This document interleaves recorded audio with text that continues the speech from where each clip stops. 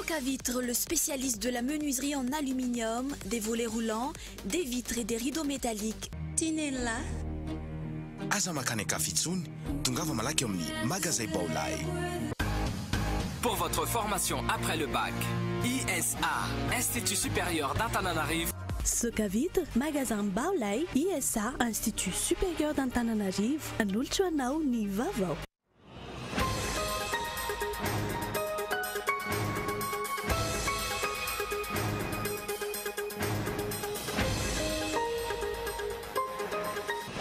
Nanomboka androany ny fakakevitra ho an'ny antoko politika momba ny rafitra solon'ny Zénith.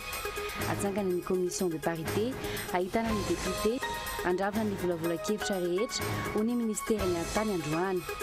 Manomboka mahazovahana kosa ny filoham-pirenena ankehitriny no hamarin'ireo député sasany fahita 70 no manohana azy amin'izao fotoana izao na dia tsy fantatra mazava azy hoe inona ilay fandarana azy satoanana. Fahavalo-pirenena midiraly manomboka izao no Prime Ministre Ravelonarivo ary tsy hanana antra. Nanome baiko entitra ny miaramila anotina ny herin'izy ireo rehetra ny famorona ny dahalo ny fitondrana. Ahina teraka von'olona tsy voamarina izany ho ny fiarahamonim-pirenena sy ny mpiaro-ny zon'olombelona. Tokony hapetraka mazava ny fitsipika ifampifehezana ary tiana ihany koa ny vahaolana ho ny ministry ny folo alin-daty eo aloha Ramakavelo Désiré. Raikitra ny fidinan-darabe ataon'ny mpianatra eny Ankatso sy ny vodivorona androany. Teny Ankatso, voasambotra indray Jean-Pierre. Torabaty sy lacrymogène ny mifandimby teny Ankatso, efa roa volana tsy misy fampianarana eny vodivorona ary mbola miaty ihany koa ny fampianarana eny Ankatso. Lozam-pifamoivoizana mahatsiraka no nitranga tamin'ny lalam-pirenena faharoa teny amin'ny PK 130 androany. Sprinter iray nainga tany Tomasina saika hiazana Antananarivo ny tradozy, matotra drano ny mpamily sy zazakely iray, naratra avokoa ny mpandeha. Any Maroc, manjavozavo ny marina mikasika ny nanomena ny mitaky ilay vola 3 tapitrisa euro ho takalo ny tsy hamoany ilay boky mirakitra ny tsiambaratelo ny mpanjaka Mohamed Fayeniny. Naiky ny falemenina andray tivo ity ny mpanao gazety Catherine Gracia, saingy nilaza ny tsy emotra amin'ny famoahana ny boky. Ny atsipirena vetrany.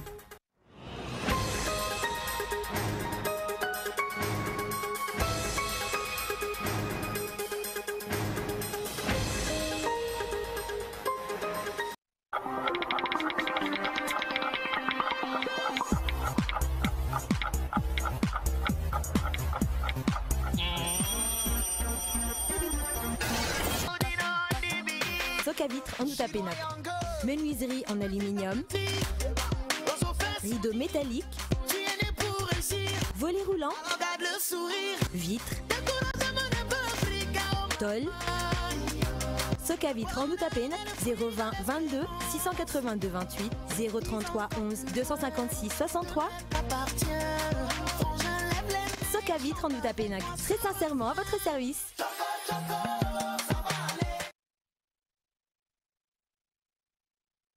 Ny hazo ny vanoko lakana, ny taninandriny ny tsara.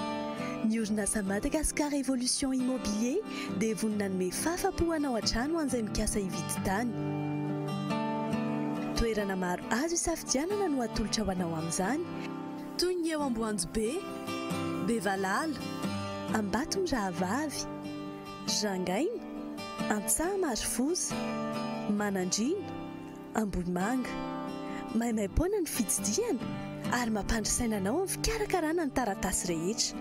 Gora mila fanazavana fanampiny ianao dia aza misalasala miantso ny laharana 033 21 099 06 034 14 099 06 na 22 566 54. Madagascar Évolution Immobilier, un avenir sûr, investir, bâtir pour le futur.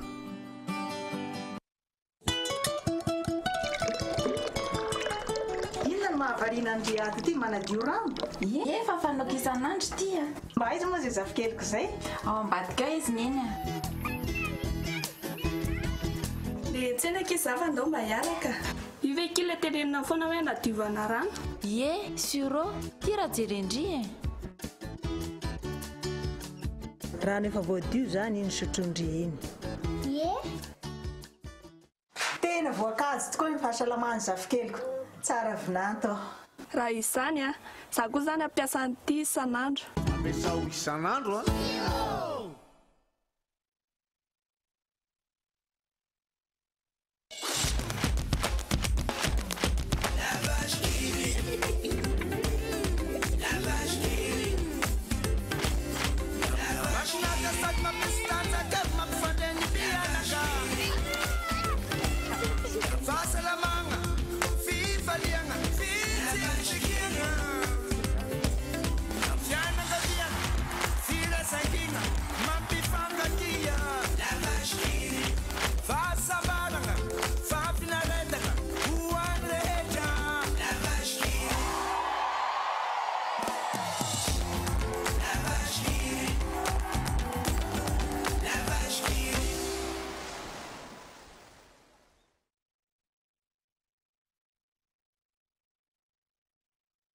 Vacances mlay ararotiny illimité night illimité daholo ny SMS signante makany amiro best friends atel safidinao mandritry ny ala tontolo am 6 ora alina hatramin'ny 1 ora maraina am vidiny arivo ariary TTC monja azo iangany 224 étoiles 3 mlay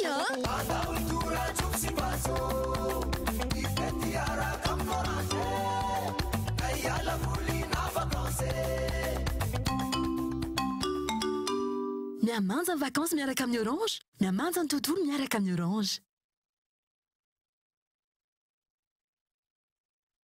La technologie d'éclairage du TV LED Changong est la plus avancée du marché. Full HD, ultra fin, ultra complet et design.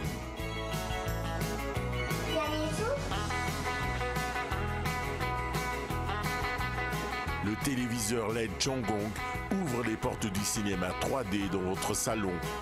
TV LED Changong, la meilleure TV à Madagascar et dans le monde entier. Baolai, toujours meilleur.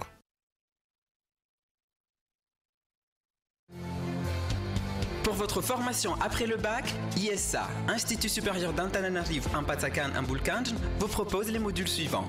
Secrétariat de direction, bureautique, informatique, filière, gestion et management d'entreprise, commerce international et opérations douanières, commerce force de vente. Rentrée bac 2015, 2 octobre et 24 novembre pour ISA Ampatsakan, 6 octobre et 27 novembre pour ISA Ambulkanj. Pour votre formation en second cycle, ISA vous propose son lycée privé. Seconde, enseignement général, technique commerciale. Première, S, L, technique commerciale. Terminale A, C, D, technique commerciale. Matière informatique pour chaque niveau. Rentrée, octobre 2015. ISA Ampatsakan, derrière Knaps un peu flou. ISA Ambulkanj, premier tournant à gauche vers Biblav après arrêt bus Tézanabusque 182. Contact 034 16 678 21 033 81 594 33.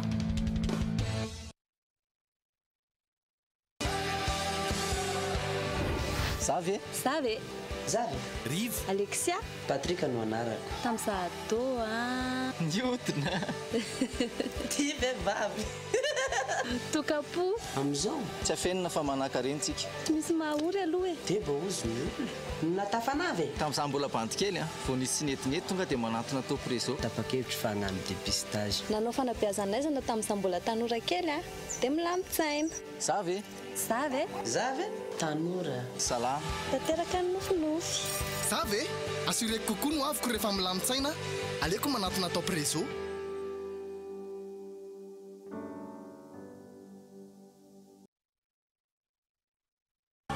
Lycée privé Assam Mankadvato, sekoly malagasy manara-penitra, tsy mena mitaha amin'ny any ivelany, misokatra ny taom-pianarana vaovao seconde, première, ALS, terminale, ACD. Lycée privé Assam mampiofana informatique mamaim-poana, mampiasa ny teknolojia avolenta amin'ny exposé sur PowerPoint, mizara tahiri-kevitra ho an'ny mpiadina baccalauréat, manampy amin'ny cours sy concours d'orthographe malagasy, français, anglisy.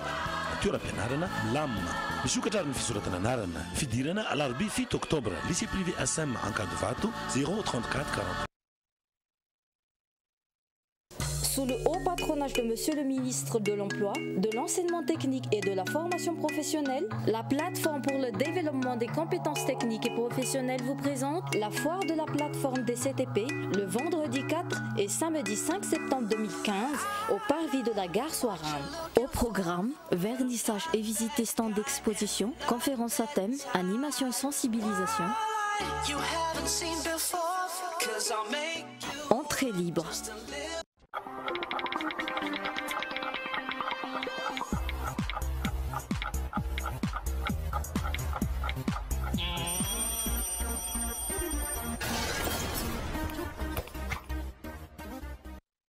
Mirabatong klase tonga soato anatin'ny fampahalalam-baovao ny Kolo TV manasanao anaraka izany hatramin'ny farany miraba manokana ihany koa ny vahoaka ny fianaran-tsoa izay afaka manaraka ny fampahalalam-baovao ny Kolo TV amin'ny alalan'ny TNTV fianaran-tsoa. Lafan'ny politika avy hatrany manomboantsika ny fampahalalam-baovao amin'ity androany ity miainga ny fandravana ny gouvernemanta manomboka mahazo laka ao amin'ny anteny mera-pirenena ny filohampirenena amin'ny alalan'ilay fanangonatosiny mikasika ny memorandum de stabilité. Ity fanangonatosiny ity izay heveriny mpanao politika maro fa tsy araka ny lalam-pandrenana ary tsy mifanaraka ihany koa amin'ilay fanapahana avoaka ny HCC. Etsikelan'izay anefa raha ny vaovao mandeha ankehitriny dia efa mananontanina ny 90 ireo solombavambahoaka manao izany rehefa misy ny tambiny mifanaraka amin'izay fanadadiana raha tika amin'ny herinirina rabary. Raha nizotra ny raharaham-pirenena ankehitriny dia tsy azo hidivirana ny fanoloana ny mpikambana amin'ny gouvernemanta. Minisitra maromaro no efa ratsy toerana ankehitriny araka ny fanadidina natao. Tafiditra ao anatin'izany ny ministry ny fahasalamana atao reny firongatry ny pesta sy ny sisa, ny ministry ny fitaterana izay hita aloha hatreto fa tsy mahavà ny olana misy eo amin'ny orinasa-mpanjakana Air Madagascar sy ny olana eo amin'ny fizahantany. Eo ihany koa ny ministry ny fampianarana, ny ministry ny kolotsaina sy ny hafa ihany koa. Efa miamahazo vahany eny amin'ny anteny mera-pirenena ankehitriny ny filoham-pirenena. Efa mahatratra 70 eo ireo solombavambahoaka voaray ao anatin'ilay vondrona maro anisa vaovao anohana ny foto-kevitry ny filoha. Fa resendahatry ny solombavambahoaka tsirairay no nidirana tao raha ny fanazavan'ny solombavambahoaka lany tany amin'ny distrika ny Moramanga. Tsy resaka fahadiana palitao fa misy fotoana zany ifandomana tsy fitoviana ara-kevitra. Fa rehefa ohatra kosa misy fotoana hoe ampandroso ny antony latsahana fidiana dia hoe ampandroso ny Madagasikara, ampandroso ny faritra misy ny tena. Ka ny veriko fa hoe ny vahoaka zany ny vidiana ianao. Ka rehefa ohatra misy programme mazava eo ampandroso, ahoana moa ny tsirosoko amin'izany, ahoana tsy idirako amin'izany. Ka amiko manokana za nanao sonia ary za zany volona ny ampandroso ny firenena, ampandroso ny faritra misy aho. Fa ho an'izay tsy volona moa anazy iny. Raha ny vaovao mandeha ankehitriny anefa dia misy fanambazana vola sy tombosoa hafa indray ao ambadika ity fifanarahana eo amin'ny mpanatanteraka sy ny mpanao lalàna ity. Lela vola 200 tapitrisa ariary sy entina pandrosoana ny distrika nalany ireo solombavambahoaka sy tsy fandravana ny anteny mera-pirenena no lokanady ao anatin'izany fifanarahana izany. Tokony anajany maro anisa ao amin'ny anteny mera-pirenena ny filoham-pirenena mba hisin'ny famarina toeran'ny fitondrana hoy ity mpanao politika ity. Raha ohatra zany tsika tena hoe miaina anatin'ny démocratie indrindra tsika ao anatina régime semi parlementaire semi présidentielle na tiana na tsy tiana matony lalam-pandrenana mamaritra hoe miainga avy amin'ny maro anisa ao amin'ny anteny mera-pirenena ny mamoaka ny prime ministre dia veriko fa ny tena marina zany tsy tokony hoe terena ny maro anisa ho foronina anoana. Fa tokony misy maro anisa manana foto-kevitra dia ifampiresahana io itadiavana marimaritra iraisana ilamina ny tany sy ny fanjakana. Izay amiko aprosina ny démarche tokony atao fa tsy hoe alaina ny olona dia anaty tsy izay zany ilay izy. Raha izay no izy dia lasa hoe olona anaovana boîte aux lettres ve zany tadiavana fa tsy olona hiadevitra ny amin'izay asony firenena. Niova anarana indray araka izany ny NMP ary niova ho manohana ny fandaranasa ny filoham-pirenena. Fanontaniana nipetraka ny hoe tsy mety mandray lesona amin'ny zava-nisy teto amin'ny firenena ve ny mpitondra. Efa niainana teto ny fividianana solombavambahoaka hampatoriana ny fitsipaham-pitokisana na ny motion de censure anonganana gouvernemanta saingy ny verina ihany rehefa lefi ny tsirony vola. Efa hita ihany koa tamin'ny nanangana ny vondrona parlementaire HVM ny mpikambana tao izay niverina ho tsy miankina ny ankamaroany rehefa nisy hevitra tsy nitovy. Mandra-paroviana indray no hipetraka ity nouvelle majorité présidentielle ity. Voaleo amin'izy alafiny politika izay hatrany atsangana ny commission de parité andrahonana ireo volavolan-kevitra voangona nandritra ny dinika mikasika ny fananganana ny rafitra mahaloatena vaovao isolitoerana ny senita ho ny ministeran'ny aditany androany voasolitena atao amin'ny ity fivoriana teny amin'ny hôtel Colbert amin'ny Antaninarenina ity avokoa ny ankamaroany ireo antoko politika 700 voasoratra ara-dalàna eny amin'ny ministeran'ny aditany ho an'ny antoko malagasy miara-miainga vonona ny ampanginan'ny ampo politika ny antoko raha tsara zavatra araka ny nambarany Laurent Ramarson. Fanadina raha antsika amin'ny Irina Rabary. Taorin'ny fiaonana tamin'ny fiarahamonim-pirenena ny fandraisana ny hevitry ny antoko politika indray no nirisona androany raha tsy ahivina ny lazany avy amin'ny fiarahamonim-pirenena tamin'ny herinandro teo fa tsy tokony hidiran'ny mpanao politika ny fananganana ity rafitra mahaloatena vaovao ity. Ny mifanohitra amin'izay kosa no nambaran'ny mpanao politika nandray anjara tamin'ny fiaonana androany. Ilaina ny fandraisana anjaran'ny mpanao politika hoy ny ministry ny atitany. Ankoatr'izay atsangana ihany koa ny commission de parité handravonana ny hevitra voangona izay ahitana solitena avy amin'ny anteny miaram-pirenena sy ny mpikambana amin'ny gouvernemanta. Isorana ho iರೋ fiarahamonina sivily izay efa nanome ny hevitra fa sarotra aminay isorana koa izy naneho ny hevitra fa hoe tsy tokony ho asaina tsona tsy tokony hisy tsony ny fakana hevitry ny mpanao politika.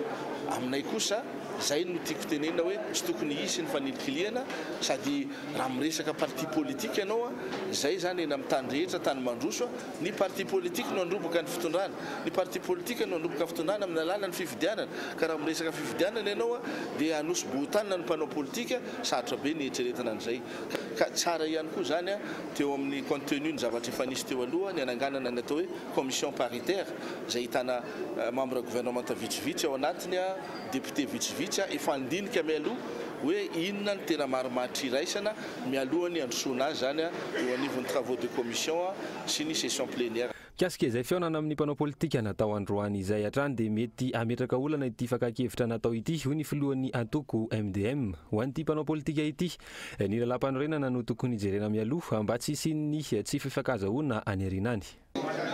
Fa za zany mieritreritra fa tsy maintsy niomby aloha ny teo aloha dia ny sarety manaraka tsy aloha arave aloha dinina aloha ny lalam-panorenana mety atao no avy satria tsy maintsy miainga amin'ny lalam-panorenana io ny fametrahana ny rafitra vaovao izay gerena firenena ao aoriana. Saika voasolitena atao amin'ity fivoriana natao androany ity avokoa ny ankamaroan'ny antoko politika eto Madagasikara. Isan'ny nahatonga solitena tamin'izany ny Armada izay nahitana ny solitena avy amin'ny Mapara sy ny antoko malagasy miara-miainga. Raha tsy ahivina efa navita nanatitra tolo-dalàna mikasika ity rafitra mahaloatena asolon'ny senita ity ny malagasy miara-miainga tamin'ny 29 ny volana Desambra 2024 saingy tsy mbola nodinihana hatramin'izao. Vonona ny ampangina ny ambo politika ny antoko raha atsara zavatra hoy ny mpikambana ao amin'ny bureau politika. Mbola tazoninay le resaka le hoe tokony ny voamiera manokana eo anivony teny miaram-pirenena lesony hoe commission juridique no mampiatso an'izay satria efa eo anivony anteny miaram-pirenena ny tolo-dalàna izay nataony malagasy miara-miainga ary nafitonay ny zay zany le izy zay kanefa moa raha izay no mahaso zavatra zay raha zay no mahaso ny firenena zay no fanarahana dia ny hoe andeo aloha raha tsy mampaninina atao ny atelier takotony akana ny hevitry ny rehetra zay no nahatonga anay oaka hoe inona tokoa mora zay no atsara zavatra tsy atongavana mba miainana koa ireo hevitry ny hafa fa mbola antitraterinay ihany hoe rehefa naohatry zavatra ohatr'izao ihany aza dia andrasanao taraiky be Hatreto tsara fanombohana ity fivoriana mikasika ny fanoloana ny senita miaraka amin'ny mpanao politika natao androany ity. Tsy voazao anefa no nanaovana fiaonana sy fakakevitra tahaka izao saingy eo amin'ny fanatanterahana ny hevitra tapaka hatrany ny olana. Inona ary no antokapetraka ny mpitondra fanjakana fa tsy hisy anova indray ny tena votoatikevitra ivoaka amin'ity fivoriana ity tahaka izay nitranga teny MCCI Ivato momba ilay resaka fampivanam-pirenena. Tena lalàna araka ny hevitry ny antoko politika sy ireo mpiantsehatra hiatrika fifidianana ve no ife sy hananganana ny rafitra isolon'ny senita sa ho tahaka n'ilay volavolan-dalàna misy sonian'ny mpitondra fanjakana momba ny sata manokana Antananarivo ka sady lasa fandaniam-potoana sy fandaniam-bola fotsiny nefa tsy noraisina akory avy eo. Vaovao mahakasika ny fidiana kosa indray atao avokoa ny fomba rehetra hanatranana ny tanjona dia hamoronana lainga sy voizana vaovao diso azy io no azo hamaritana ny fihetsiky ny candidat ny Antsirabe tampon-tanàna ankehitriny araka ny fanazavany candidat Paul Razanak'olona izay nandresy tamin'ny fividianana tany an-toerana manoloana ny fanaratsiana sy ny fanalam-baraka izay voiziny ireo mpifaninana aminy namory ny mpanao gazety ty farany androany fanadidina rahantsika amin'ny Mikael Ramarla.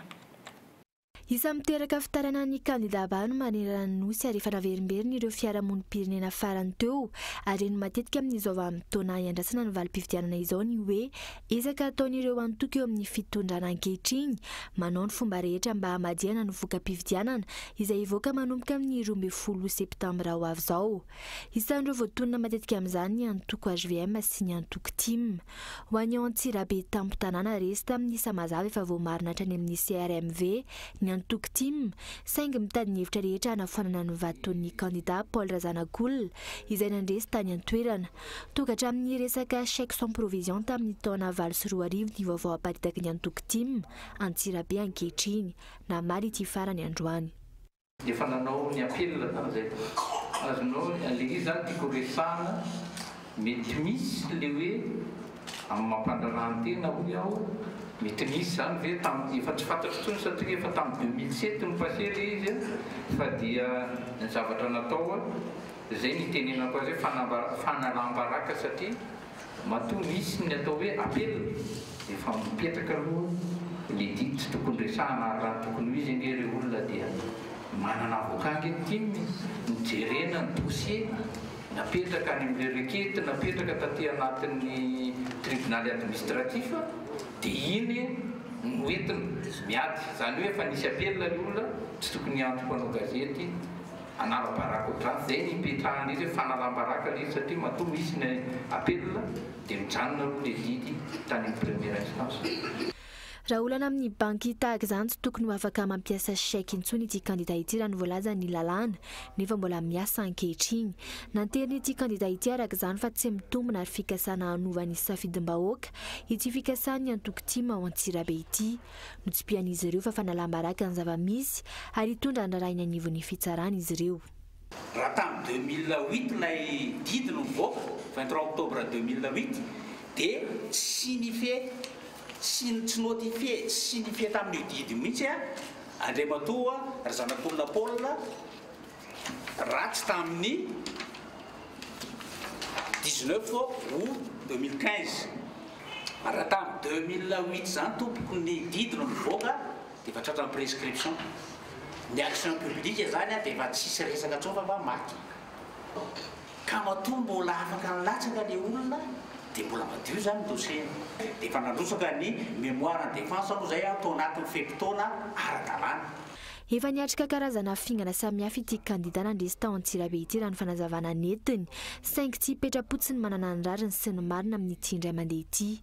Mazava fa mbola misy mpanao politika tsy miova eto, mbola misy antoko politika mikasa ny fitsarana amadiana ny safidim-bahoaka sady tsy misy fiovana ny tsy mahay misintona lesona. Mikasika ny fandriampahalemana kosa indray tonga sony rehetra migorana ny tsy maty manoty eto amin'ny firenena indrindra ireo voalaza fa dahalo ambony latabatra raha ho an'ireo mpanao politika sasany efa kabary sy fampanantenana hatr'izay kosa izany ho an'ny sasany saingy tokony ho hita mivantana ny fampiarana azy raha tsy ahivina milaza ny tsitsitsy ireo dahalo ambony latabatra ny premier ministre manoloana ny tranga tany Ankazoabo Atsimo. Fanadina raha antsika amin'izo Rakotondrina. Nampitandrana an'ireo mpiasam-panjakana manao dahalo ambony latabatra ny lehiben'ny gouvernemanta. Ny vavako izay ny teny dia manome baiko anareo miaramila. Tsy misy azak'azy atampo ny hazalamo satria efa ampy zay eto dia milaza anareo mpiasa-panjakana koa dahalo ambony latabatra.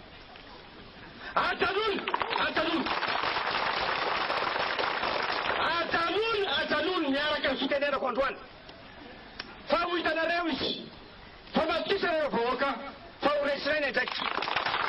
Tsy vao izao no nisy ny dahalo ambony latabatra ary tsy vao izao ihany koa no nisy ny filazana fa hiady amin'ireo dahalo ireo raha nambaran'ireo mpanao politika nanontaniana androany. Ny resaka hoe dahalo ambony latabatra zany nisy foana rehefa natao foana ny ady amin'izany ary tsy tokony tsahatra mihitsy fa zany ny niarahantsika nahita amin'ny firenena ty misy foan'izany fa tsy maintsy miantsika. Hatreto aloha raha ny zava-misy mbola mitohy ary tsy mijanona ny asan'ireo dalam-bola latabatra ireo. Raha tsy ivina efa isan'ny fampanantenana nataon'ny Prime Ministre taoriana nanendrena azy ny tsy hitsitsy ireo lohandohampisorona amin'ny fanoranana andramena ohatra. Hatramin'izao anefa na ireo voalaza fa gros bonnet efa tonga teny amin'ny chaîne pénale aza efa votsitra. Tsy mbola foana ihany koa hatreto ny kolokolo ataon'ny mpiasa-panjakana sy ny eny anivon'ny ministera isan-karazany, indrindra ny eny amin'nivon'ny ministera amin'ny fitsarana izay isan'ny mampimemenina ny olona ankehitriny. Tsy mbola misy anefa ny voasambotra, tsy mbola misy ny najanona tamin'ny asany. Tsy tokony hijanona ho fampanantenana ihany izany raha no an'ity solombavam-bahoaka ity fa tokony arahina asa.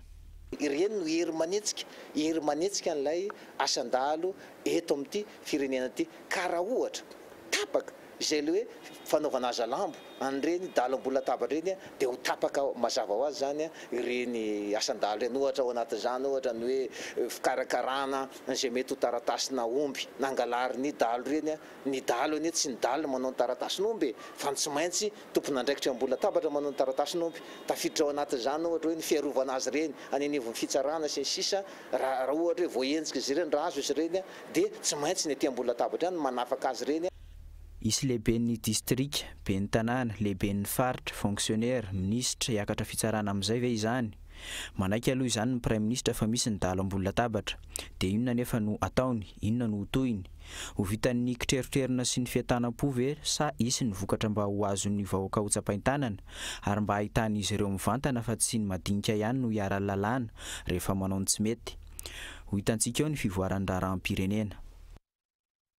Maloha amin'izay lafy ny fandriam-pahalemana hatrany fahavalo-pirenena izay no isokajiny ireo mpitandro ny filaminana ny dahalo manomboka eto tsy hisy intsony ny fifandeferana ary sambotra ireo dahalo ireo mpitandro ny filaminana raha ny fanazavana azo.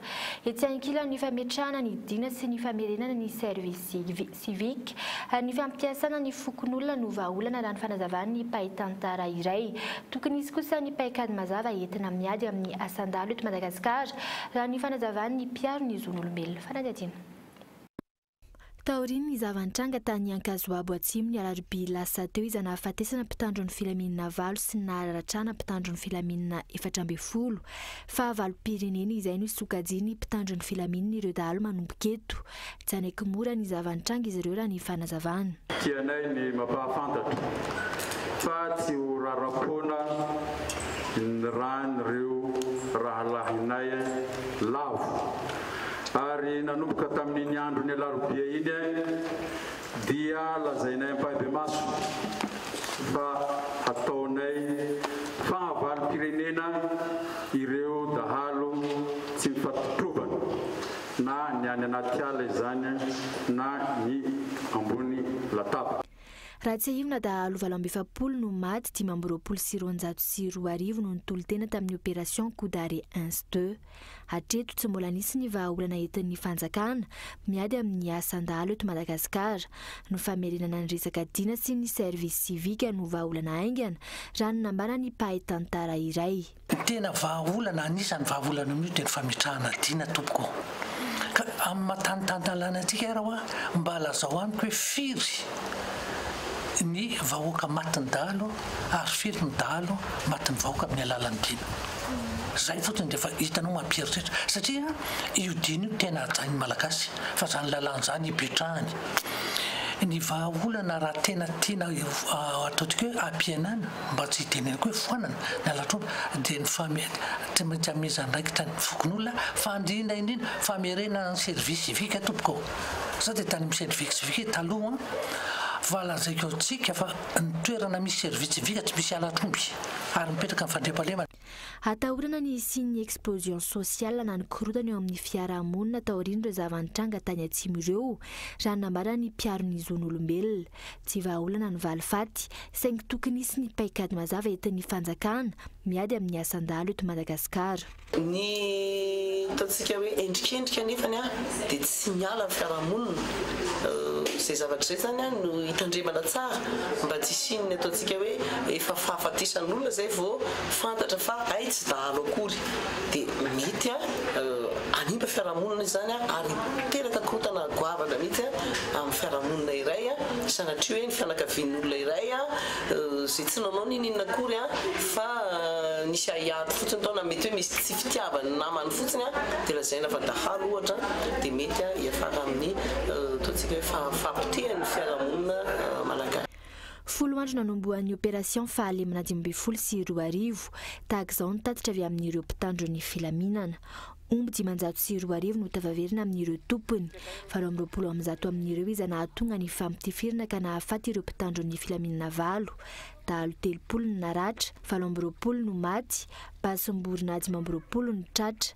Na inona aloha ambara mahavelo-panantenana ny fihetsika asehon'ny mpitandro ny filaminana sy ny fanjakana, indrindra fa ny praiministra maneho fahavononana tahaka ireny, na dia izao azy izany vao tena ho fahavalo ny dahalo. Fa niriny mpanara-baovao ihany koa no hoe tsy sanatria mpitandro ny filaminana no maty vao miakatra avy tahaka ireny, nefa rehefa ny vahoaka madinika no maty ny jiola amin'ny tapiadiana noho tsy fandriampahalemana samihafa dia ho fatifaty foana tsy misy tohiny. Andrasana no vokatry ny asan'ny mpitandro ny filaminana malagasy. Eo amin'ny tontolon'ny fampianarana raikitra indray ny fifandonana teo amin'ny mpitandro ny filaminana sy ireo mpianatra teny Ankatso androany.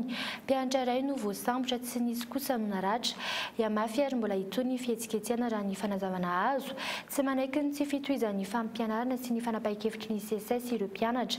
Raha tsy ivona manome fehi-potoana hatramin'ny 20 septambra izao ireo mpampianatra mpikaroka hanomezana antoka azy ireo manoloana ireo fangatahana samihafa fanadihadiana.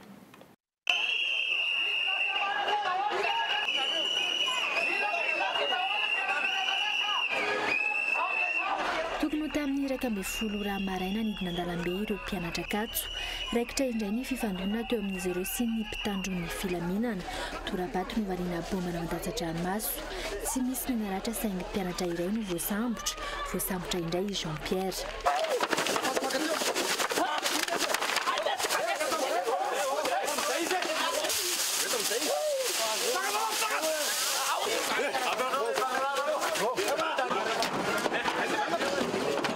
Arak'izany amafy ary tsy hijanona ny hetsika ireo mpianatra raha toa ka tsy miverina ny fampianarana. Hatreto tsy manaiky ny fanapahan-kevitry ny CSS ny mpianatra amin'ny fiandrasana. Hatramin'ny 14 ny volana septambra ho avy izao ny fanapahan-kevitra izay iray sy ny fanjakana.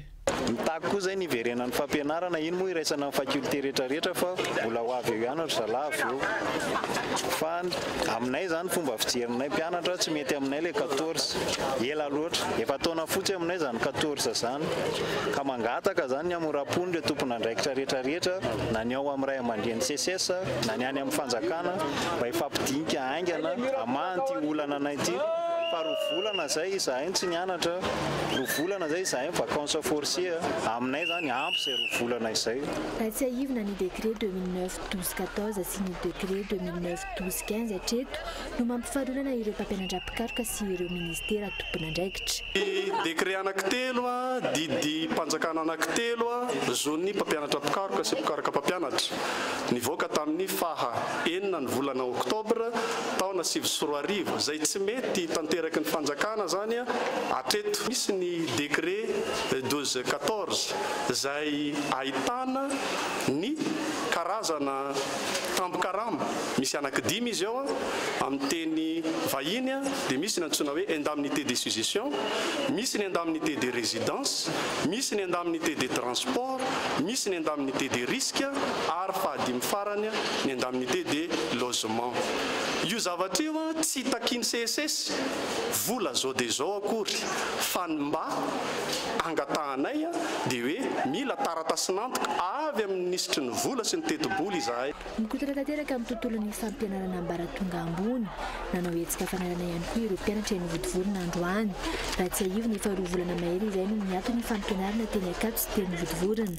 Ka ny fananjina natao nisy ny conférence des présidents izay nototosaina tany folo pointy ny farany herinandro lasa teo ary namaritra fa raha ampitso voalohany volana septambra no miverina ny fampianarana.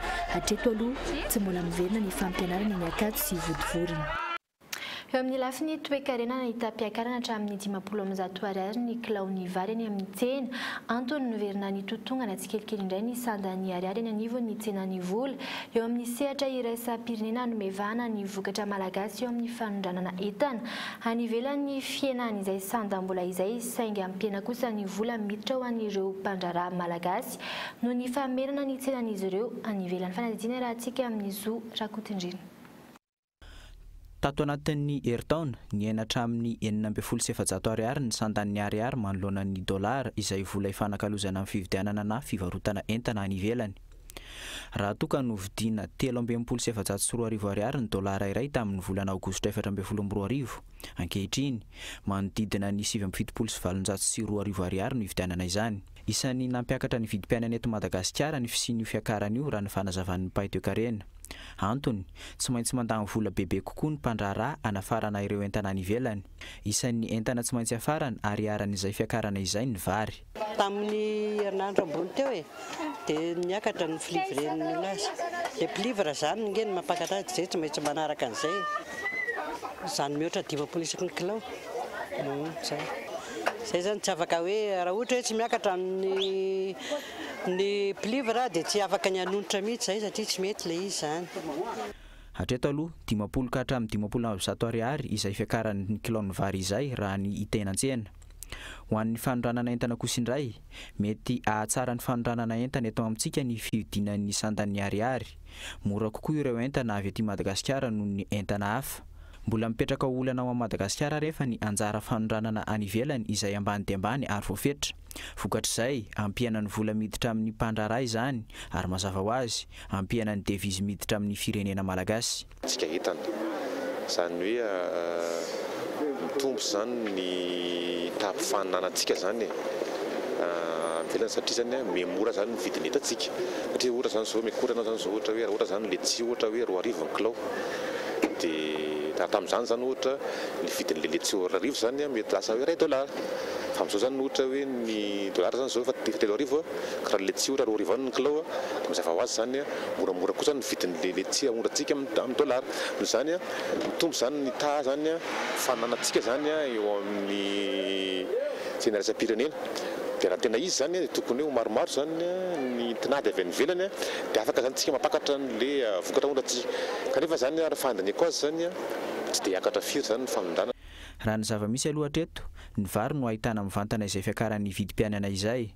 Raha toka manodidina 10,100 ariary ny kilaony tamin'ny taondasa efa tafiakatra hatramin'ny 700 ariary izany eny amin'ny ankabeazan'ny tsena amin'izao fotoana izao. Toy izany ihany koa ny solika. Tsy azo idivirana araka izany ny sy ny fiakaram-bidy atsoatsy indrindra amin'ireo entana ilaina amin'ny fiainana andavanandro. Mitoetra ny fitakiana ataon'ireo mpiasan'ny JIRAMA izany hoe mbola tazomin'izy ireo ny fitakiana mba hialan'ny tale jeneraly ny ity orinasa ity. Olona mahay mitantana sy mahay manapa-kevitra no ilain'ireo mpiasa. Mitoy ihany koa ny fanagonam-bola ataon'ireo mpiasa hanarenana ireo ampahany amin'ny fanamboarana ny milina simba mitaky ny hanomezana ny hetra alohan'izy ireo izay alaina amin'ny karaman'izy ireo ihany koa. Malohana izany olana misy eo amin'ny JIRAMA izany misy kosa no manararoatra izany fitakiana izany ka milaza fa isin'ny fahatapahan-jiro mandritra ny 700 fanampanazavana entin'ny farimy sindikaly ny JIRAMA. Dia milaza amin'ny mpanjifa fa izahay tsy miova amin'ny hevitra ny teneninay hoe ny mpiasa ny JIRAMA mandritra ny fitokonana dia sady tsy manapaka jiro tsy manapaka rano. Tsy misy mpiasa ny JIRAMA tonga any tokantrano olona tsirairay avy any ka manapaka jiro. Tsy misy mpiasa ny JIRAMA maka vola amin'olona any tokantrano olona tsirairay avy any. Fa raha misy tonga any amin'ny tokantrano olona any dia olona misy loky reny mitranga an'ireny fa tsy mpiasa ny JIRAMA reny mangataka aminareo zay. Takio ny taratasy mahampiasa an'ireny olona ireny misy badge zany ary misy ordre de mission ho an'izay olona tonga ny tokantranonareo any ohatra ny mahazatra. Lafim-baovao hafa kosa indray menaka rongony 4 faingo 10 litatra avy any atsimo no sarony mpitandro ny filaminana teny amin'ny Palais des Sports ny zoma lasa teo olona roa hafa kosa no tratrano varotra galaky olona roa hafa ato miketrika ny fakana-keriny teto Andrenivohitra sy tany Toamasina no karohana amin'izao fotoana izao olona enina no efa nahiditra ponja no ny raharaha fakana-keriny tany Toamasina izay nahatratrarana mpitandro ny filaminana iray ny herinandro lasa teo. Mitoy kosa ny fanadina ho an'ny eto Antananarivo tsy mbola Zombaovao ny Fakanan-Keriny dia ny Soavy Masoandro farany teo fanadina raha antsika amin'ny Gaëtan Andriantilavo. Olona roa nitondra menaka rongony 4 litatra sy tapany avy any atsimo no sary ny mpitandro filaminana teny amin'ny Palais des Sports ny zoma lasa teo. Raha ny fanazavana azo ambony kokoa ny tany drogue ao amin'ity menaka rongony ity ary amidy raha hetsy ariary ny litatra araka ny fanadihadiana natao. Io zany no tena zava-doza ho an'ny tanora ka izay no edina aminy ary eto dia mbola miantso hatrany ny olona izay manana vaovao mikasika an'izy ireny mba tsy salasala anatona mpitandro filaminana fa dia vonona hiary asa aminareo tokoa zahay ary hiady amin'ny zavatra io satria anisan'ny anton-javatra iray mahatonga ny tsy fandriam-pahalemana amin'ny an-tanan-dehibe ny resaka zava-mahadomelona ka dia mila edina zany ny mila tsy maintsy fongorona. Voasazy enim-bolana hatramin'ny 3 taona tranomaizina ireo izay tratra manao afera zava-mahadomelona tahaka izao. Misy ihany koa ny lamandy 4 arivo hatramin'ny 5 alina ariary araka ny lalàna mifeny zava-mahadomelona eto amintsika. Ankoatr'izay, olona roa no nivarotra kalaky sy boîte chargeur iray no sary ny mpitandro filaminana teny Nospatrana. Avy any Ambatondrazaka ny tompon'ilay kalaky izay namidy teto Andrenivohitra. Tonga teny Nospatrana navoaka ny entana izay efa mifono anaty carton. Tamin'izay fotoana izay no samborana azy.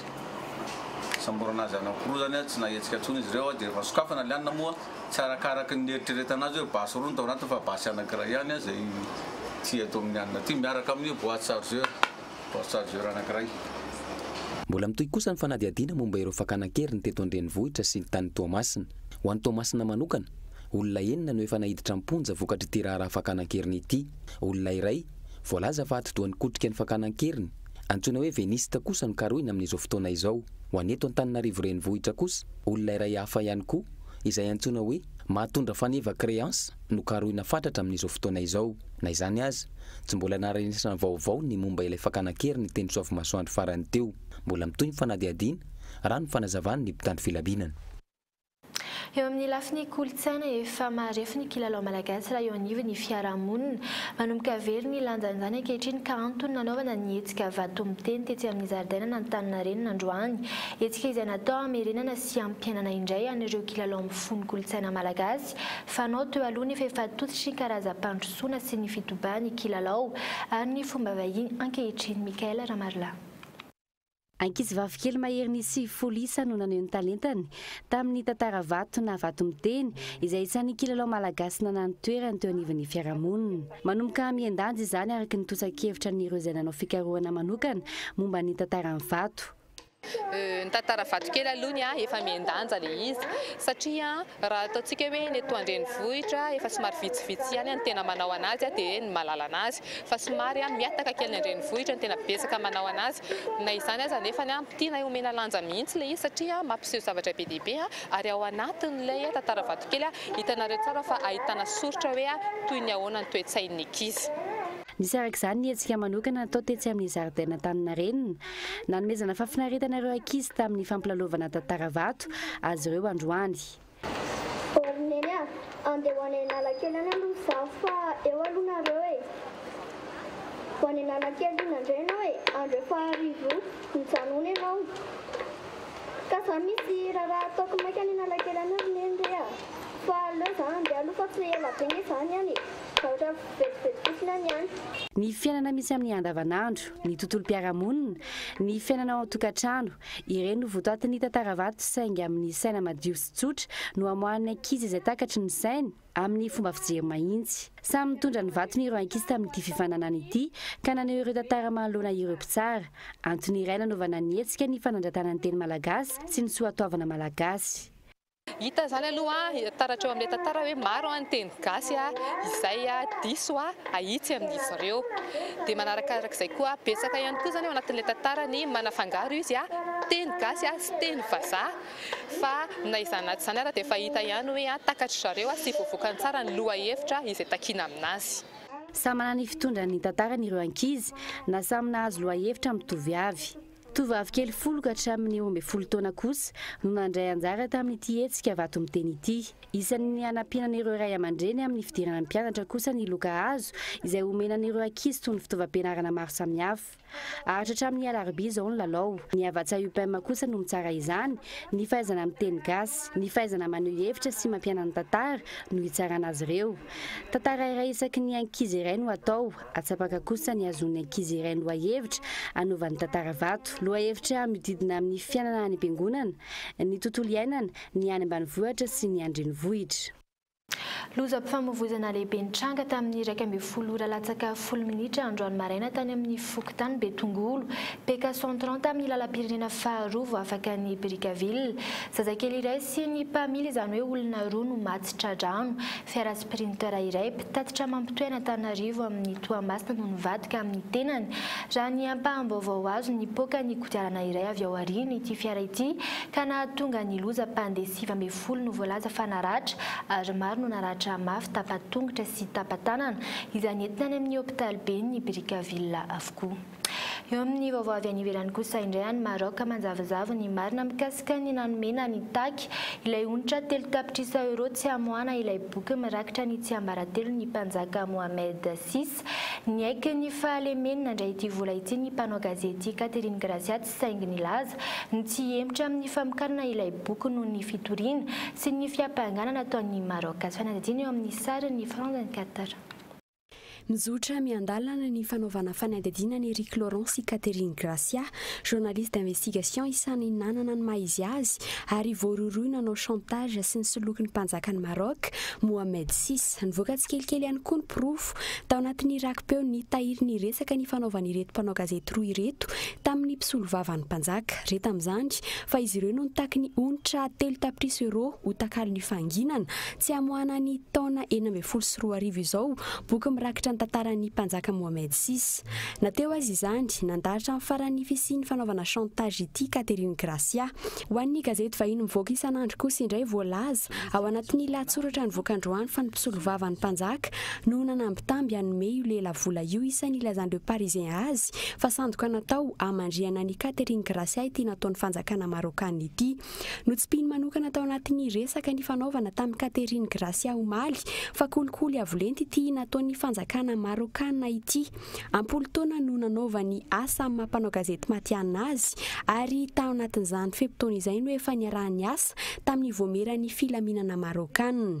Ho an'ny Eric Laurent kosa indray nilazan'ny gazety Le Monde azy fa solotena ny fanjakana marokana no nanambitamby tamin'ny alalan'ny fandoavana vola ny tapitrisany ary ny ekeny izany no ny antony manokana sy tsy teraka fanakorontanana ny Maroc. Nanaiky ny fahalemeny nandray ny vola ho takalo ny fangina ny Catherine Gracia saingy sy anaiky mora ity raharaha ity ary amokatra amin'ny farany ilay boky misy pejy 300 ary ny resaka kolikoly no entina nokafana ny andininy voalohany amin'izany. Dia kosa ireo fitiana aminao ireo vaovao nisongadina tao anatin'ny fampahalalam-baovao amin'ity androany ity miainga ny fandravana ny gouvernemanta manomboka mahazo laka ao amin'ny anteny meram-pirenena ny filoham-pirenena amin'ny alalan'ilay fanangona tsony mikasika ny memorandum de stabilité. Raha ny vaovao voaray ankehitriny dia efa mananontany ny 10 ankehitriny ireo solombavambahoaka nanao izany ary efa misy ny tambiny mifanaraka amin'izay. Izay ankilany hatsangana ny commission de parité andravonana ireo volavolan-kevitra voangona mandritra ny dinika mikasika ny fananganana ny rafitra mahaloa tena vaovao isolitoerana ny senita hoy ny ministeran'ny aditany androany ary fanaraikitra indray ny fifandonana teo amin'ny mpitandro ny filaminana sy ireo mpianatra teny Ankatso androany. Mpianatra iray no voasambotra ary tsy nisy ny naratra iamafy ary mbola hitoy ny fihetsiketsehana. Dia izay ihany koa no entina manakatony ny fampahalalam-baovao amin'ity androany ity sao ianao nanaraka izany hatramin'ny farany manome fotoana aminao manaraka indray. Veloma tompoko.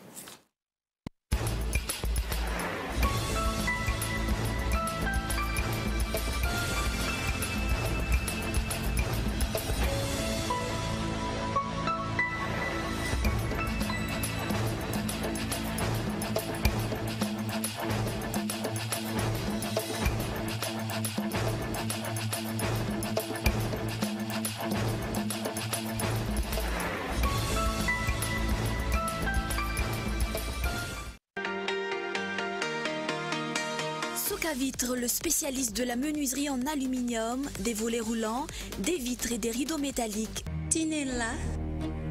Aza makany Kafitsony, tongava malaky amin'ny magasin Baolay. Pour votre formation après le bac, ISA, Institut supérieur d'Antananarivo. Ny fampalalam-bavao ny arahanao tamin'ny Soka Vitre, magasin Baolay, ISA, Institut supérieur d'Antananarivo.